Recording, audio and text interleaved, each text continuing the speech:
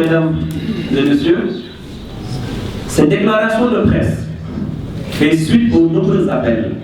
messages et visites reçues en moins de 24 heures. C'est uniquement pour rassurer toutes ces personnes, parents, amis, proches, camarades et collègues, que j'ai décidé librement de vous soumettre à cet exercice. Cela dit, il ne s'agit point d'une tentative de justification ou encore moins d'explication. Il s'agit simplement d'un exercice de clarification pour lever les équivoques, les malentendus, les inquiétudes et même les contre-vérités que notre séance de travail à la présidence de la République a pu soulever.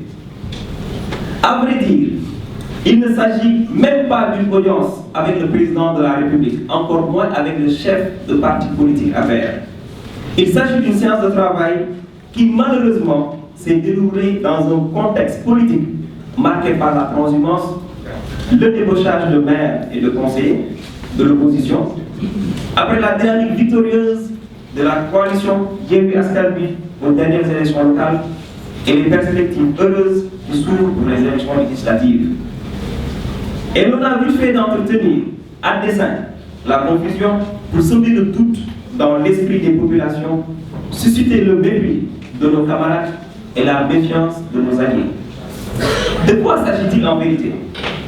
Lors de nos visites de proximité durant la campagne électorale, nous avions rencontré les collectifs des habitants des cités Diamalaye, Poste et Djiribaye. Les populations nous avaient fait part de leurs préoccupations légitimes relatives à des constructions sur le domaine public maritime depuis plus de 2 décennies. Cette situation continue de causer des désagréments, des nuisances et une altération du cadre de vie dans les dites cités et au niveau de la plage. Il était donc convenu, comme pratiquement dans tous les conflits fonciers, de saisir la plus haute autorité du pays afin de trouver une solution. Le collectif, sous la conduite des responsables de la cité Diamalaye, ici présents, en accord avec la mairie, avait sollicité une rencontre avec les autorités étatiques. Le domaine public maritime, rappelons-le, ne pouvant être déclassifié que par décret. C'est donc au nom du principe intangible de la continuité de l'État et du service public, malgré les atermoiements et le laxisme de l'équipe sortante sur cette affaire, que nous avons décidé d'accompagner le collectif dans la recherche de solutions et le cas échéant dans la valorisation du site par l'aménagement d'aires de jeu, d'espaces marchands et de tout autre projet d'utilité publique. La séance de travail dont il est question s'est déroulée en présence du ministre directeur de cabinet du président de la République, M. Mahmoud Saleh, et du ministre conseiller, M. Morgan, avec toutes les parties prenantes. Les différentes parties ont exposé les motifs et souhaité une issue heureuse à ce problème qui perdure depuis des années. Nous avons eu en retour une oreille attentive des représentants du chef de l'État qui ont promis de diligenter l'affaire. De par là, la délégation remercie les autorités concernées pour leur concours. Naturellement, aucune question politique, je le précise bien, ou personnelle, n'a été soulevée. Pour ma part, je dois préciser que lorsque j'ai été informé de la rencontre, j'ai immédiatement informé mes collègues. Mieux, j'ai pris le soin d'informer mon leader, le président Khalifa Ababacar Sall, et mon grand frère, le maire de la ville de Dakar, Barthélémy Diaz. Il n'y avait donc absolument rien à cacher. La rencontre s'est déroulée en plein jour, au vu et au su de tout le monde. Je déplore seulement le traitement hâtif et partial sur fond d'émotion, de colibé qui a été fait et les conséquences inutiles que cela a engendré. Moi, Seydina Issa Laye Samb, fils de Yoff, aujourd'hui maire de cette commune par la grâce d'Allah subhanahu wa ta'ala et par la confiance des populations, par l'entremise de la coalition Yewwi Askan Wi, je le dis, je le répète, il n'a jamais été question d'audience politique ou d'une volonté quelconque de transhumance. Cependant, je voudrais dire en dernier ressort qu'à chaque fois que le fonctionnement de la commune exigera de rencontrer quelque autorité publique des plus hautes ou subalternes, nous nous ferons le devoir responsable des citoyens de travailler avec ces autorités. Parce que les collectivités territoriales, démembrement de l'État, sont appelés à collaborer avec celui-ci. La démarche républicaine que nous avons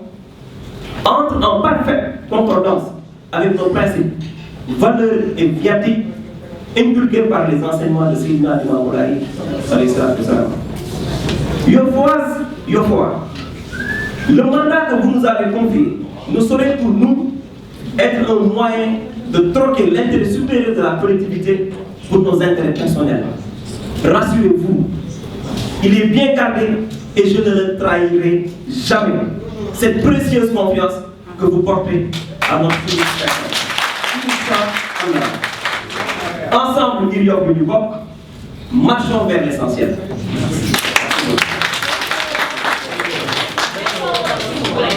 mbokk yi asalaamaaleykum maa ngi leen di nuyu yéen ñëpp di leen sant di leen gërëm li ñuy def nag dañu ko def ak suñu tayeefu bakkan ak suñu teeyu bakkan ak suñu teeyu xel ndax suñuy mbokk suñuy wéjur suñuy xarit suñuy am jàmm ba jëga ngi nii amatuñu jàmm ci li nga xamante ne mooy wax bu ñaaw buy dox ci réew mi ak ci dëkk bi taskatu xibaar yi di ko relayer ak réseaux sociaux yi ñun dañu dénk ab dëkk bu tudd Yoff ñu fekk fa ay gor yu ñu wóolu dénk ñu jàppale ñu am na ci Yoff fu ñuy oowee cité jàmmalaay di ndey ci bépp gox bu ñu sanc ci Yoff ci bees bi ñu fa demee bi ñuy campagne ñoom dañu xamal seen coono bi ñu dëkk ñaar fukki at ci ren coono bi ñu si daj pour lan mën a am géej ndax ñëpp xam nañ ne Dakar foo dem foo làmb géej gi privatisé nañ ko ay nit ñoo ko moom askan wi moomatuñu ko te ñun nag askan wi moo tax ñuy sonn ci wàllu boobu nag bi ñu demee ba toog ba def ay tournée ba gëstu waxtaan ak waa collectif bi ku ci mel ni suñu yaay ji Sophie Ndiaye Diouf toog fi di symbole ci xeexu littoral Diamalaye biñ ko déggee suñu yaram dafa daw ndax ay nit lañ damit ndax autorité publique la war mooy taxawu sa askan ci wàllu boobu nag ñëpp xam nañ ne lépp lu jege tefes décret présidentiel moo ko mën a déclassifier nit ñi mën ko dëkk wala mën koy jariñu ci wàllu boobu ndax président Macky Sall moo ko wax ne na rapport yi mu jot poñ bi ci njëkk biñ koy alerté mooy les conflits fonciers donc képp ku am conflit foncier à la rawati bu nekk ci booru géej mbakke ne loolu ci moom ngay dem pour ay pexe pour askan wi jariñu ci wàllu boobu talaata bi ñu weesu ànd nañu pare pour def liggéey boo xamante ne seq nañu ko ak ni ñu waa présidence booleel muy le ministre d'État directeur de cabinet du président Mahmoud Saleh ak le ministre conseiller Borgo ñu ànd ci nag ak suñu yaay bi Sophie Diouf ànd ci ak le 7e adjoint au maire Ibrahima Fall Ousmane Fall ànd ci ak la conseillère municipale secrétaire élu Mame Binta Diop ak it ki ñuy wax Samba Dia jiite conseil de quartier bu Diamalaye lu tax loolu pour bañ ëllëg ñu teg ko tuuma ne demoon naa pour it li ñu wax waa Yoff ne kaay la ñu ànd liggéey mooy l'axe 1 de notre programme de la gouvernance ouverte ci wàll boobu la ñu àndee ak góor yu baax yi dem palais de la république bi Sénégal yëpp bokk bi Sénégal yëpp moom ñu fay yore askanu Sénégal gépp ak alul réew mi ñu war a waxtaan nag ñu askan bi xanaa nag loolu kenn du ko tere biñ koy def nag bëccëg ndax kàmb lañ ko def ndax ñun duñu laxatu ay góor ñu jur fii ci Cap-Vert biñ koy def tiituñu si parce que waaye ñoo ñu jox mandat pour ñu doxal leen waxal leen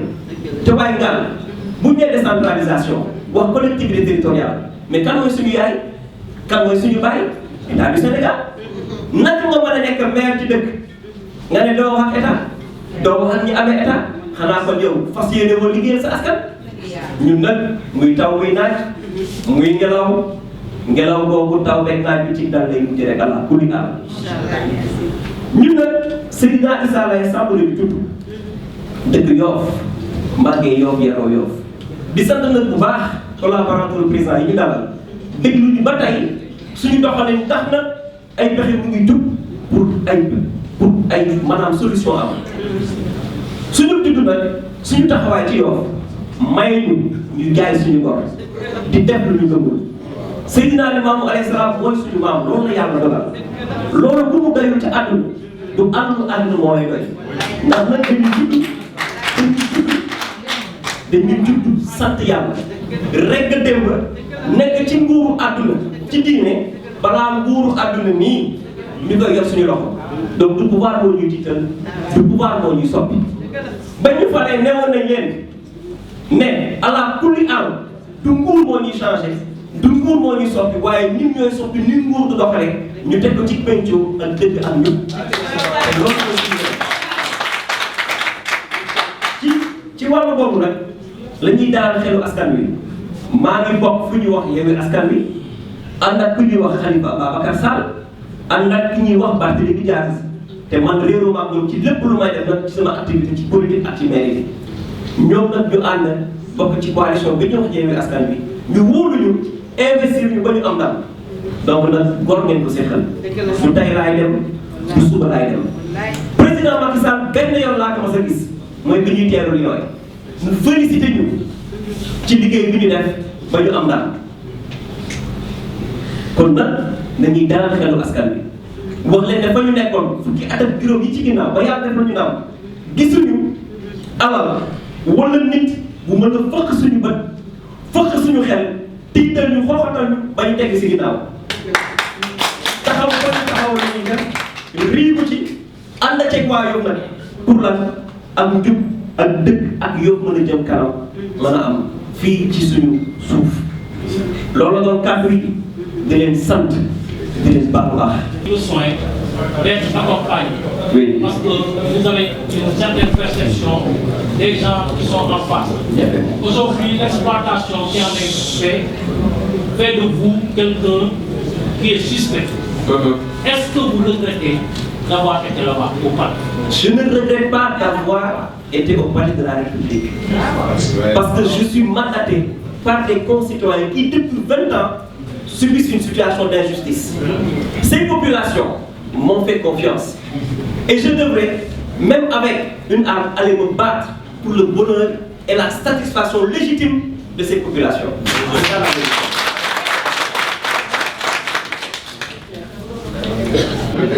ndax coono bi ndax coow li waaye nañu dalal seen xel bu dul woon tiitaange mbokk ji tiitaange xarit ak kilifa yi mën nañoo toog ñetti weer lu ñu wax ndax Khalifa Ababacar Sall daf ñu jàngal ne boo nekkee ci liggéey sa askan boo nekkee ci yoon tu n'as pas à te justifier à t'expliquer waaw loolu dama bëgg mu leer mënoon nañoo bàyyi ba ni ñu ko defee yoon yi passé ba conseil municipal waxtaan seeg conseil yi te boobaa du jur dara suñu diggante ak ñoom parce que ñoom wóolu nañ ñu xam nañ ne góor lañ ko seetal may dalal nag ci mujjantal bi xelu jeunesse sénégalaise gis nañu leen baal nañu ñëpp suñu wéjur nag kilifa la ci réew mi seet la ci Seydina Limaamu alayhi salaatu wasalaam ça c'est personnel ñu koy saaga yu ñaaw waaye ba léegi yóbbante nee na jéggal na ñëpp ndax doomam moo yëkkati loxo ma ni doomam ma koy jéggalu di jéggalu sama kilifa yëpp asalaamaaleykum wa rahmatulah